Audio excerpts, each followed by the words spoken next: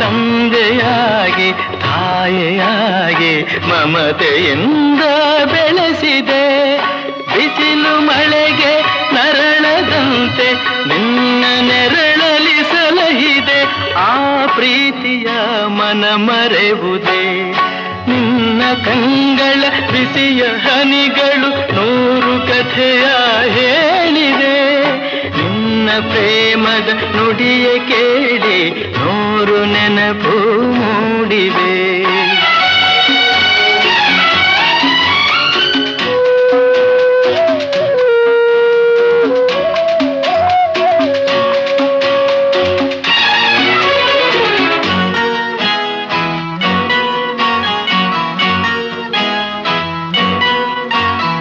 ಬಳ್ಳಿಯಂತೆ ಹಬ್ಬಿ ನಿನ್ನ ಆಸರೆಯಲ್ಲಿ ಬೆಳೆದೆನು.